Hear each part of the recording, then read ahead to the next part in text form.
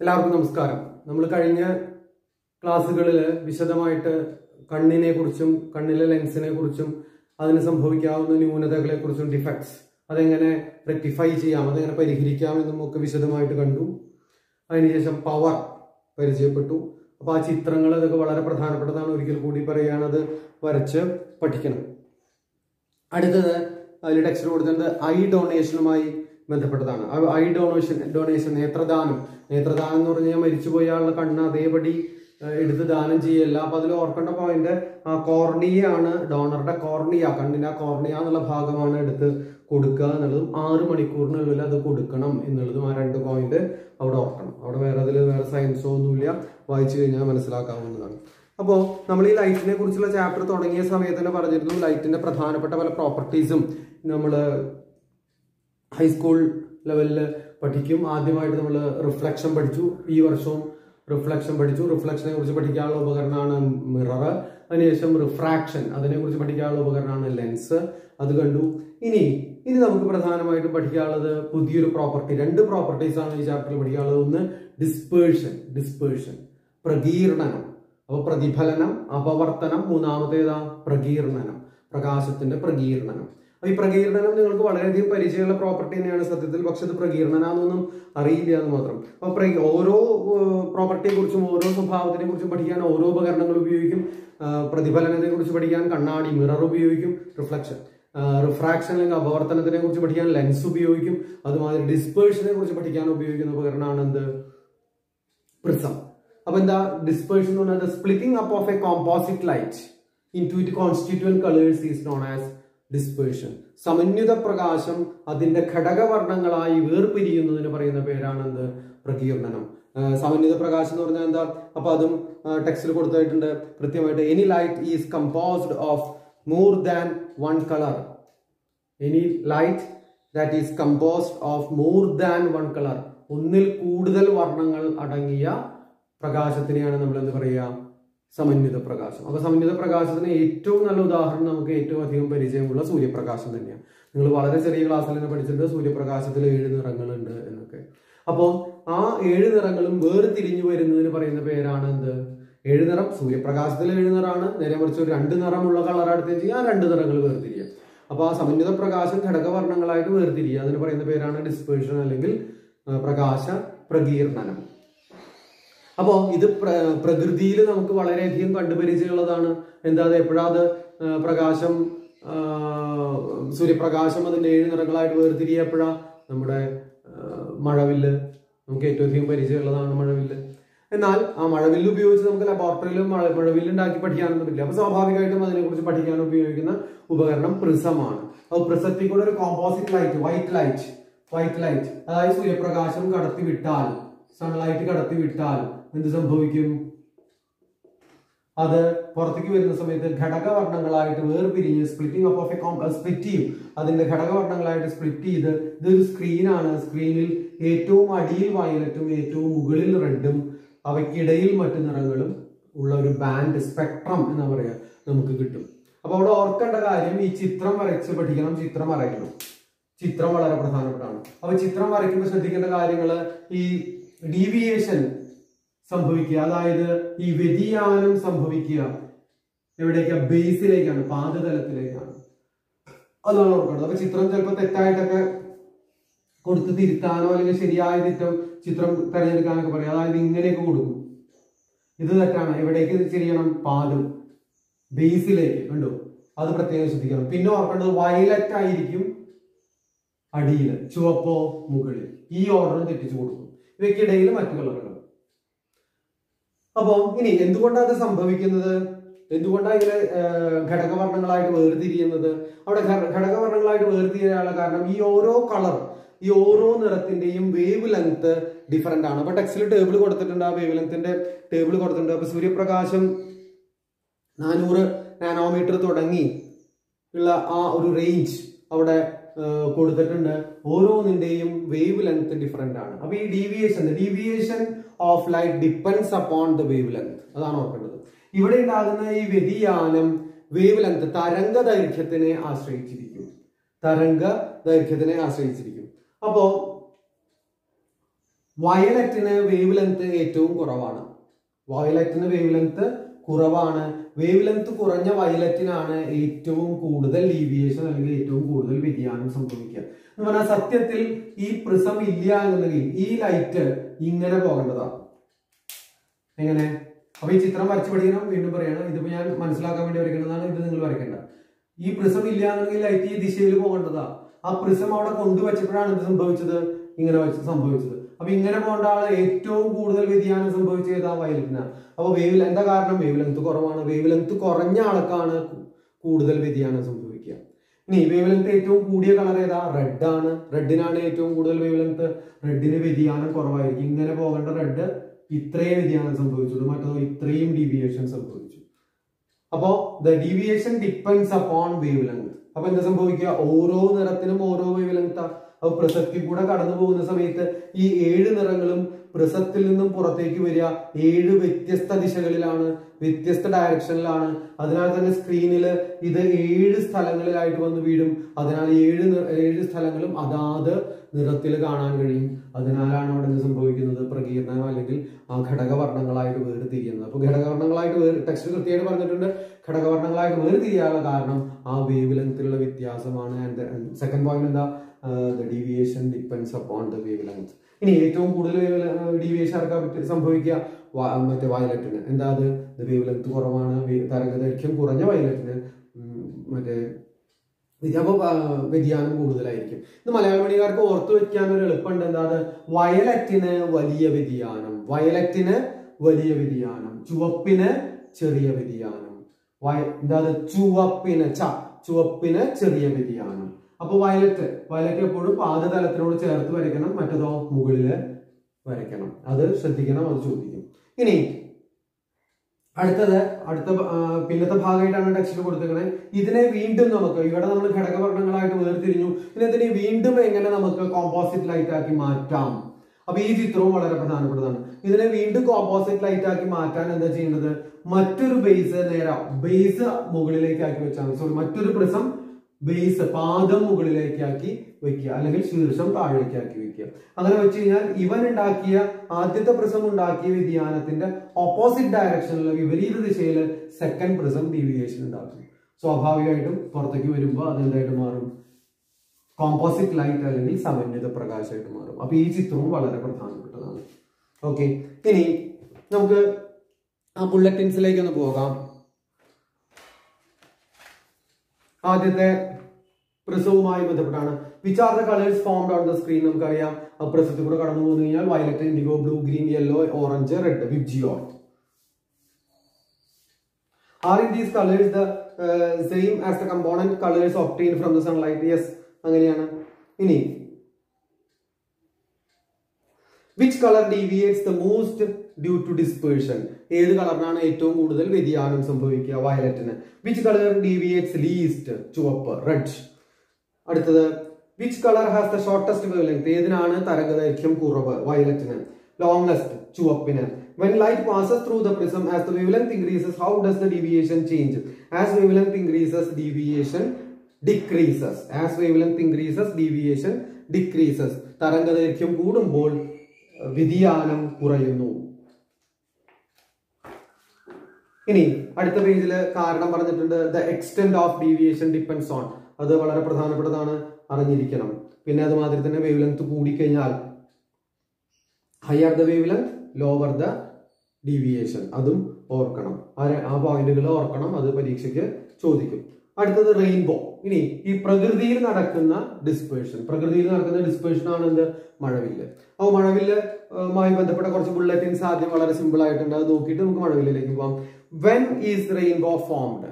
എപ്പോഴാണ് മഴവില്ലുണ്ടാകുന്നത്? മഴയ്ക്ക് മുമ്പോ മഴയ്ക്ക് ശേഷമോ? അതായത് ആകാശത്ത് ഈ ഡിസ്പേഴ്സൺ അല്ലെങ്കിൽ പ്രകാശ പ്രകീർണനം നടക്കണം എന്നുണ്ടെങ്കിൽ ആകാശത്ത് ആരും പ്രിസം കൊണ്ടുവച്ചിട്ടില്ല. അപ്പൊ പ്രകൃതി തന്നെ ഒരുക്കുന്ന പ്രിസമാണ് വാട്ടർ ഡ്രോപ്സ്, വെള്ളത്തുള്ളികൾ.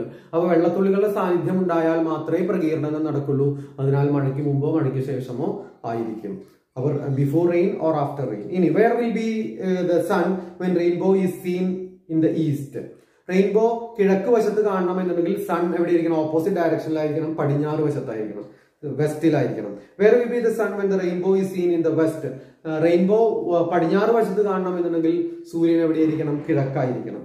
ഇനി എങ്ങനെയാണ് അവിടെ മറ്റേ മഴവില്ല് ഫോം ചെയ്യുന്നത് എന്നതാണ്. ആ മഴവില്ല് ഫോം ചെയ്യുന്നത് കൃത്യമായിട്ട് ടെക്സ്റ്റിൽ വിശദീകരണം ഇല്ല. അപ്പൊ നമ്മൾ ആ ടെക്സ്റ്റിൽ പറഞ്ഞ ഭാഗം മാത്രമേ പറയുന്നുള്ളൂ. കാരണം കുറച്ചതിൽ ഭാവന ആവശ്യമുള്ള കാര്യമാണ്. ആംഗിൾ ഓഫ് വിഷനെ കുറിച്ചും ഒക്കെ മനസ്സിലാക്കിയാൽ മാത്രമേ. അപ്പൊ അത്രയ്ക്ക് ഡീറ്റെയിൽ ആയിട്ട് ടെക്സ്റ്റിൽ പോയിട്ടില്ല. അപ്പൊ നിങ്ങൾ കൃത്യമായിട്ട് ആ പോയിന്റുകൾ മാത്രമേ ഇപ്പൊ ഞാൻ പറയുന്നുള്ളൂ. അത് പ്രത്യേകം ഓർക്കണം. അപ്പൊ വാട്ടർ ഡ്രോപ്സ്, ഒരു വെള്ളത്തുള്ളിയിലേക്ക് കോമ്പോസിറ്റ് ലൈറ്റ്, വൈറ്റ് ലൈറ്റ് കടന്നു കഴിഞ്ഞാൽ എന്ത് സംഭവിക്കും? ഇത് വാട്ടർ ഡ്രോപ്പ് ആണ്, അതിന്റെ ഉള്ളിൽ ചെന്ന് തട്ടും. അപ്പോൾ ഇവിടെ മീഡിയം മാറാണ്. മാധ്യമം മാറുമ്പോഴാണ് ഈ ഡീവിയേഷൻ സംഭവിക്കുന്നത്, അപവർത്തനം. മാധ്യമം മാറുമ്പോഴാണ് എയറിൽ നിന്ന് വാട്ടറിലേക്ക് കിടക്കുന്നത്. സ്വാഭാവികമായിട്ടും ഡയറക്ഷൻ മാറ്റം വരും. ഇവിടെ എന്ത് വന്ന് പതിക്കും? വയലറ്റ് വന്ന് പതിക്കും. ഇവിടെയോ റെഡ് വന്ന് പതിക്കും. ബട്ട് വെള്ളത്തിന്റെ ഉള്ളിൽ ഇത് അങ്ങോട്ട് കിടക്കില്ല. എന്തിനു വിധേയമാകും? നമ്മുടെ ടോട്ടൽ ഇന്റേണൽ റിഫ്ലക്ഷന് വിധേയമാകും. പൂർണ്ണാന്തര പ്രതിഫലനത്തിന് വിധേയമാകും. അവിടെ വന്ന് തട്ടി ഇന്റേണൽ റിഫ്ലക്ഷൻ നടന്ന് അവിടെ വന്ന് തട്ടി ഇങ്ങോട്ട് തെറിക്കും. തെറിച്ചു കഴിഞ്ഞാൽ എന്ത് സംഭവിക്കും? ഇങ്ങനെ വന്ന് പുറത്തേക്ക് വരും. അപ്പൊ ഇവിടെ ഓർക്കേണ്ട ഒരു കാര്യം, ഇവിടെ പ്രധാനമായിട്ടും ഓർക്കേണ്ടത് ഈ ചിത്രം വരച്ചു പഠിക്കുന്നത് വളരെ പ്രധാനപ്പെട്ടതാണ്. ടെക്സ്റ്റിൽ കൃത്യമായിട്ട് കൊടുത്തിട്ടുണ്ട്, വരച്ചു പഠിക്കണം. അപ്പോ ഇവിടെ നോക്ക്, ഇവിടെ നമ്മൾ നേരത്തെ പറഞ്ഞു വയലറ്റ് അടിയിലും റെഡ് മുകളിലാണ്. അപ്പൊ ഇവിടെ നോക്കേണ്ടത് ഒരു വാട്ടർ ഡ്രോപ്പിൽ, ഒരു വെള്ളത്തുള്ളിയിൽ നിന്നും വരുന്ന ലൈറ്റിനെയാണ് ഇവിടെ കാണിച്ചത്. അപ്പൊ ഒരു ഡ്രോപ്പിൽ നിന്ന് പുറത്തേക്ക് വരുമ്പോൾ അതിന്റെ ഓർഡർ എങ്ങനെയായിരിക്കും എന്ന് വെച്ചാൽ മുകളിൽ വയലറ്റും അടിയിൽ റെഡുമായിരിക്കും. അത് പ്രത്യേകം ഓർക്കണം. മുകളിൽ വയലറ്റും അടിയിൽ ചുവപ്പും ആയിരിക്കും. അത് പ്രത്യേകം ഓർക്കണം. സാധാരണ സ്പെഷ്യൽ കണ്ടത് ഇങ്ങനെയാണ്. ഇവിടെ പക്ഷെ പറയുന്നത് ഒരു ഡ്രോപ്പിൽ നിന്നാണ്. മഴവില്ലിൽ അങ്ങനെയല്ല.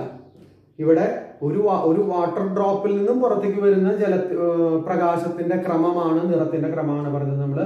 മുകളിൽ വയലറ്റും അടിയിൽ ചുവപ്പും. എന്നാൽ മഴവില്ല് നമ്മൾ കാണുന്ന സമയത്ത് ഇതേ ക്രമത്തിൽ തന്നെയാണ് കാണുക. മുകളിൽ ചുവപ്പും അടിയിൽ വയലറ്റുമാണ്. അതെന്താ കാരണം? അതൊന്ന് പറയാം. ടെക്സ്റ്റിൽ കൃത്യമായിട്ട് പറഞ്ഞിട്ടില്ല എന്നെങ്കിലും അതൊന്ന് പറയാം. അവിടെ എന്താ സംഭവിക്കുന്നതെന്ന് വെച്ച് കഴിഞ്ഞാൽ, നമ്മുടെ ആംഗിൾ ഓഫ് വിഷൻ ഒരു ആർക്ക് ഷേപ്പിലാണ് എപ്പോഴും മഴവില്ല് കാണുക. അപ്പൊ ഈ ആർക്ക് ഷേപ്പിൽ ഉള്ള ഈ വാട്ടർ ഡ്രോപ്പുമായി നമ്മുടെ കണ്ണുണ്ടാക്കുന്ന ആംഗിൾ ഓഫ് വിഷൻ, വീക്ഷണകോൺ, മാത്തമാറ്റിക്സിൽ പഠിച്ചിട്ടുണ്ടാവും. വീക്ഷണകോൺ സെയിം ആയിരിക്കും. അപ്പൊ എന്താ പ്രത്യേകത എന്ന് വെച്ച് കഴിഞ്ഞാൽ, ഒരു പർട്ടിക്കുലർ ആംഗിൾ ഓഫ് വിഷൻ, ഒരു പ്രത്യേക വീക്ഷണകോണിൽ നിന്നുമുള്ള വെള്ളത്തുള്ളിയിൽ നിന്നും ഈ വെള്ളത്തുള്ളി ആ കോണൊക്കെ കൃത്യ അളവുണ്ട്, അതിലേക്കൊന്നും പോകുന്നില്ല, നമുക്കത് ആവശ്യമില്ല കാരണം പോകുന്നില്ല. അപ്പോ ഈ വെള്ളത്തുള്ളിയിൽ നിന്നും സൂര്യപ്രകാശം വാട്ടർ ഡ്രോപ്പിലേക്ക് കടന്ന് പുറത്തേക്ക് 7 നിറങ്ങളും വരും. പക്ഷെ ഒരു പർട്ടിക്കുലർ ആംഗിൾ ഓഫ് വിഷനിലുള്ള വാട്ടർ ഡ്രോപ്പിൽ നിന്നും വയലറ്റ് മാത്രമേ, ഭൂമിയിൽ നിന്ന് നോക്കുന്ന നമ്മളിലേക്ക് വയലറ്റ് മാത്രമേ നമ്മുടെ കണ്ണിലേക്ക് എത്തുള്ളൂ. ബാക്കി 6 നിറങ്ങളും ആകാശത്ത് വേറെ ഡയറക്ഷനിൽ പോകും.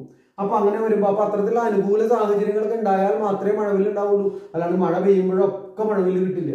ആ വാട്ടർ ഡ്രോപ്സിന്റെ പൊസിഷനും നമ്മുടെ പൊസിഷനും സൂര്യപ്രകാശത്തിന്റെ പൊസിഷനും ഒക്കെ ശരിയായിട്ട് വരുന്ന സമയത്ത് മാത്രമേ മഴവില്ല് നമുക്ക് കാണാൻ പറ്റുള്ളൂ. അപ്പൊ ആ പർട്ടിക്കുലർ ആംഗിൾ ഓഫ് വിഷനിൽ നിന്നും ഇതിൽ സത്യത്തിൽ ഈ ഓരോ വാട്ടർ ഡ്രോപ്പിൽ നിന്നും 7 നിറങ്ങളും പുറത്തേക്ക് വരുന്നുണ്ട്. പക്ഷെ നോക്കുന്ന നമ്മുടെ കണ്ണ്, നമ്മുടെ ദിശയിലേക്ക്, ഭൂമിയിൽ നിന്ന് നോക്കുന്ന ആളുടെ കണ്ണിലേക്ക് അതിൽ നിന്നും വയലറ്റ് മാത്രമേ നമ്മുടെ കണ്ണിലേക്ക് എത്തുള്ളൂ. അപ്പൊ വയലറ്റ് മാത്രം നമ്മുടെ കണ്ണ്, ബാക്കി 6 നിറങ്ങളും ആകാശത്ത് വേറെ ദിശയിൽ സഞ്ചരിക്കും.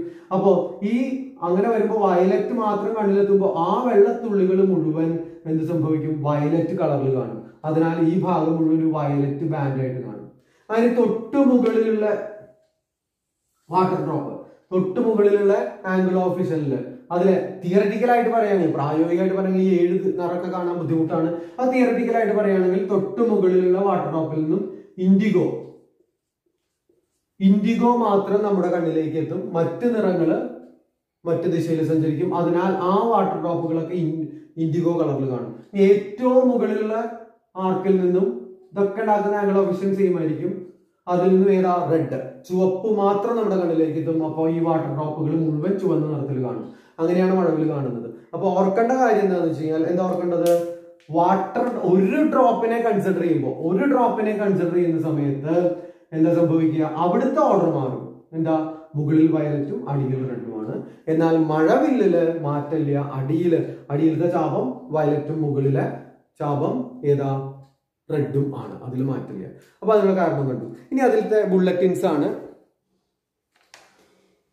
How many times does a ray of light undergo refraction when it passes through a water droplet?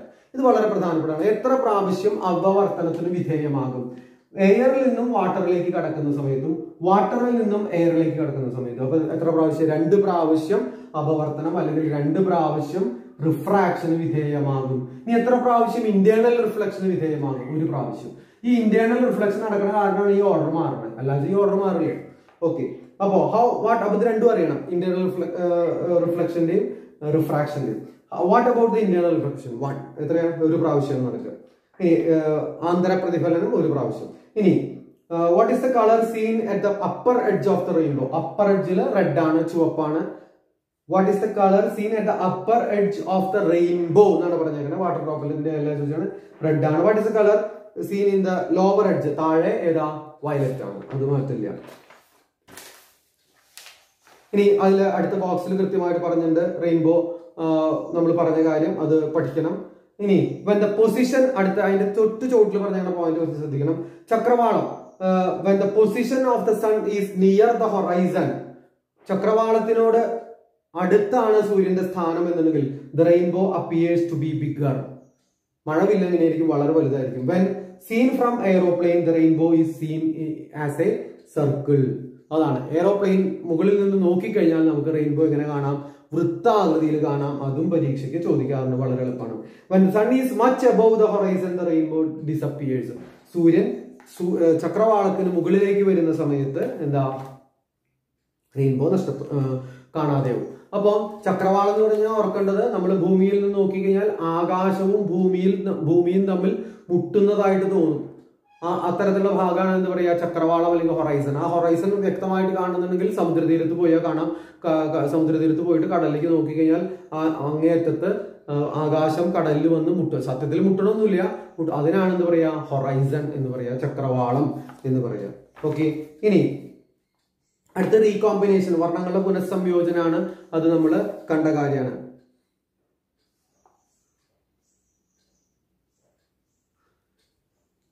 അടുത്തത് പെർസിസ്റ്റൻസ് ഓഫ് വിഷൻ അല്ലെങ്കിൽ വീക്ഷണ സ്ഥിരത, നമ്മുടെ കണ്ണിന്റെ പ്രത്യേകതയാണ്. ഈ വീക്ഷണ സ്ഥിരത, നമ്മുടെ കണ്ണിന്റെ ഈ പ്രത്യേകത ഇല്ല എന്ന് വെച്ച് കഴിഞ്ഞാൽ നമ്മൾ കുടുങ്ങിയത്. അത് കുടുങ്ങിയെന്ന് പറയാൻ കാരണം സിനിമ കാണണമെന്ന് വെച്ചാൽ പറ്റില്ല. ചലിക്കുന്ന ചിത്രങ്ങൾ കാണുന്നത് നമ്മുടെ ഈ കണ്ണിന്റെ പ്രത്യേകത കാരണം, വീക്ഷണ സ്ഥിരത കാരണം. എന്താ അത്? നമ്മളൊരു ദൃശ്യം കണ്ടാൽ വസ്തു നമ്മുടെ കണ്ണിന്റെ മുകളിൽ നിന്നും പോയിട്ടുണ്ടാവും, വസ്തു നമ്മുടെ കണ്ണിന്റെ മുമ്പിൽ നിന്ന് മാറിയിട്ടുണ്ടാവും. പക്ഷെ ആ ദൃശ്യാനുഭവം, ദ ഇമേജ്, ആ ടെക്സ്റ്റിൽ കൃത്യമായിട്ട് പറഞ്ഞിട്ടുണ്ട് എന്താ? its image remain in the retina of the eye എത്രയാ? for a time interval of 1/16th of a second.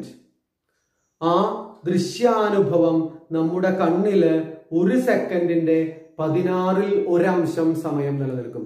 വസ്തു നമ്മുടെ കണ്ണിന്റെ മുമ്പിൽ നിന്ന് മാറിയിട്ടുണ്ടാവും, പക്ഷെ ആ കാഴ്ച എന്നുള്ള അനുഭവം നമ്മുടെ കണ്ണിൽ നിലനിൽക്കും. ഇത് കാരണമാണ് പല അനുഭവങ്ങളും നമുക്ക് ഉണ്ടാകുന്നത്. എന്താ അത്? ഒരു എക്സാമ്പിൾ പറയുകയാണെങ്കിൽ മഴ പെയ്യുന്നത് സത്യത്തിൽ അപ്പൊ ഇതൊക്കെ ചോദിച്ചു കഴിഞ്ഞാൽ പെർസിസ്റ്റൻസ് ഓഫ് വിഷൻ എന്നുള്ള ഒരൊറ്റ കാരണം എഴുതിയാൽ മതി, അതിന്റെ ഡെഫിനിഷൻ എഴുതിയാൽ മതി. മഴ പെയ്യുന്നത് വാട്ടർ ഡ്രോപ്സ് ആണ് സത്യത്തിൽ താഴേക്ക് വീഴുന്നത്, വാട്ടർ ഡ്രോപ്സ്. അപ്പൊ മഴ പെയ്യുന്ന അനുഭവം നമുക്ക് ഒരിക്കലും ഇങ്ങനെയല്ല. അപ്പൊ എന്താ സംഭവിക്കുന്നത്? നമ്മള് ആദ്യത്തെ വാട്ടർ ഡ്രോപ്പിനെ ഇവിടെ കണ്ടു, അപ്പോൾ ഇങ്ങനെ താഴേക്ക് എത്തി ഇവിടെ കണ്ടു, അപ്പോൾ ഇങ്ങടെ എത്തി ഇവിടെ കണ്ടു. പക്ഷെ ഇവിടെ എത്തുമ്പോഴും നമ്മുടെ ഈ പൊസിഷനിലെയും ഈ സ്ഥാനത്തെയും വെള്ളത്തുള്ളിയുടെ കാഴ്ച നമ്മുടെ കണ്ണിൽ നിന്നും നഷ്ടപ്പെടില്ല. അപ്പൊ നമ്മൾ ഇവിടെയും കാണും. സത്യത്തിൽ വാട്ടർ ഡ്രോപ്പ് ഇവിടെ എത്തിച്ചാലും ഈ 2 അനുഭവവും നമ്മുടെ കണ്ണിന്റെ മുമ്പിൽ നഷ്ടപ്പെട്ടിട്ടുണ്ടാവില്ല. അപ്പൊ 3 ദിക്കിലും വെള്ളത്തുള്ളികളായിട്ട് തോന്നും, അല്ലെങ്കിൽ നമുക്ക് ഇത്തരത്തിലാണ് മഴ പെയ്യ ഇങ്ങനെ വീഴുന്നതായിട്ട് തോന്നും, അല്ലാണ്ട് ഒരിക്കലും തുള്ളികളായിട്ട് വീഴുന്നതായിട്ടല്ല തോന്നുക. അതാണ് കാരണം. പിന്നെ തീ കത്തിച്ചിട്ട് ഒരു പന്തം ചുഴറ്റി കഴിഞ്ഞാൽ ഒരു റിംഗ്, പന്തത്തിന്റെ വളയം മാതിരി തോന്നും, അല്ലാതെ ഓരോ പോയിന്റിലും തീ ആയിട്ടല്ല തോന്നുക. അവിടെ അതെന്താ? പെർസിസ്റ്റൻസ് ഓഫ് വിഷൻ ആണ്. അപ്പൊ ഇതൊക്കെ ചോദിച്ചു കഴിഞ്ഞാൽ പെർസിസ്റ്റൻസ് ഓഫ് വിഷൻ എന്ന് എഴുതുക. എന്താണ് പെർസിസ്റ്റൻസ് ഓഫ് വിഷൻ എന്നും മാർക്ക് അനുസരിച്ച് എഴുതുക. അടുത്ത ന്യൂട്ടൺസ് കളർ ഡിസ്ക് ആണ്. ഇതൊക്കെ ചെറിയ ക്ലാസ്സിൽ കണ്ടിട്ടുള്ളതാണ്. ന്യൂട്ടൺസ് കളർ ഡിസ്ക് തിരിച്ചു കഴിഞ്ഞാൽ എന്ത് സംഭവിക്കും? വൈറ്റ് കളറിൽ കാണും. ഒരു പ്രത്യേക സ്പീഡിൽ എത്തിക്കഴിഞ്ഞാൽ വൈറ്റ് കളറിൽ കാണും. കാരണം എന്താ വെച്ച് കഴിഞ്ഞാൽ ആദ്യം നമ്മുടെ കണ്ണിലേക്ക് വയലറ്റ് എത്തി എന്ന് വിചാരിക്കുക. വയലറ്റ് എത്തിക്കഴിഞ്ഞാൽ വയലറ്റ് ഉണ്ടാക്കിയ ദൃശ്യാനുഭവം പോകുന്നതിന് മുമ്പ് ഇൻഡിഗോ തുടങ്ങി റെഡ് വരെയുള്ള നിറങ്ങൾ നമ്മുടെ കണ്ണിലേക്ക് എത്തും. അപ്പൊ 7 നിറങ്ങളുടെയും അനുഭവം നമുക്ക് ഉണ്ടാവും. 7 നിറങ്ങളും കണ്ടതായിട്ട് തോന്നിയാൽ എന്താണ് വൈറ്റ് കളറായിട്ട് തോന്നും. അതാണ്. അപ്പൊ ഇതൊക്കെ ചോദിക്കും, സന്ദർഭങ്ങൾ തന്നിട്ട്. അവിടെ ഒരൊറ്റ ഉത്തരാണ് പെർസിസ്റ്റൻസ് ഓഫ് വിഷൻ, വീക്ഷണ സ്ഥിരത. ഓക്കെ, ഇനി അപ്പൊ ഞാൻ തുടക്കത്തിൽ തന്നെ പറഞ്ഞു ഈ ചാപ്റ്ററിൽ 2 പ്രോപ്പർട്ടീസ് ആണ് പഠിക്കാനുള്ളത് എന്ന്. ഏതൊക്കെയാ? ഒന്ന് നമ്മൾ കണ്ടു, പ്രകീർണനം അല്ലെങ്കിൽ ഡിസ്പേഴ്ഷൻ. അടുത്തതോ സ്കാറ്ററിങ് അല്ലെങ്കിൽ വിസരണം. അപ്പോ സ്കാറ്ററിങ് എന്ന് പറഞ്ഞു കഴിഞ്ഞാൽ, വിസരണം എന്ന് പറഞ്ഞാൽ irregular and repeated reflection on tiny particles. അതാണ് എന്ത്? സ്കാറ്ററിങ്. എന്താ അത്? ക്രമരഹിതവും ആവർത്തിച്ചതുമായ പ്രതിഫലനം. എന്തിന്റെ മുകളിൽ? ചെറിയ കണങ്ങളിൽ, അന്തരീക്ഷത്തിലെ പൊടിപടലങ്ങളിലും ഒക്കെ തട്ടി പ്രകാശം എന്ത് ചെയ്യുക? പ്രതിഫലിക്കുക. എങ്ങനെ? ക്രമരഹിതമായി. എന്ത് ഈ ക്രമരഹിതമായി പ്രതിഫലിക്കുക എന്നാണ് ഉദ്ദേശിക്കുന്നത്? ക്രമരഹിതമായി പ്രതിഫലിക്കുക എന്ന് പറഞ്ഞാൽ അവിടെ നമ്മുടെ പ്രതിഫലന നിയമങ്ങളൊന്നും സാറ്റിസ്ഫൈ ചെയ്യില്ല. ലോസ് ഓഫ് റിഫ്ലക്ഷൻ ഒന്നും അവിടെ സാറ്റിസ്ഫൈ ചെയ്യില്ല. അതൊക്കെ തെറ്റിച്ചുകൊണ്ടാണ് പ്രതിഫലിക്കുക. എന്താ ലോസ് ഓഫ് റിഫ്ലക്ഷൻ? നമ്മൾ പഠിച്ചിട്ടുണ്ട്, angle of incidence is equal to angle of reflection. അതൊന്നും സാറ്റിസ്ഫൈ ചെയ്യില്ല. അതിനാലാണ് അവിടെ മറ്റേ ക്രമരഹിതം എന്ന് പറയാൻ കാരണം. ഇനി ആ സ്കാറ്ററിംഗ് ഉണ്ടാക്കുന്ന അനുഭവം എന്താ? സ്കാറ്ററിംഗ് ഉണ്ടാക്കുന്ന റിസൾട്ട് എന്താ? ആ സ്കാറ്ററിംഗ് സംഭവിച്ചാൽ പ്രകാശം പരക്കും. ചെറിയ ചെറിയ കണങ്ങളിൽ തട്ടി ചെതറി പ്രകാശം പരക്കും. അതിനാലാണ് സൂര്യപ്രകാശമൊക്കെ നമ്മുടെ റൂമിലേക്ക് എത്തുന്നത്. അല്ല ഈ സ്കാറ്ററിംഗ് ഇല്ല, അന്തരീക്ഷത്തിലെ പൊടിപടലങ്ങളുടെ ഡസ്റ്റ് പാർട്ടിക്കിൾസിൽ തട്ടി സ്കാറ്ററിംഗ് അല്ലെങ്കിൽ വിസരണം സംഭവിക്കുന്നതിനാലാണ് സൂര്യപ്രകാശം നമ്മുടെ മുറികളിലേക്കും ഭൂമി അല്ലെങ്കിൽ നമുക്ക് ചുറ്റും പരക്കാനുള്ള കാരണം.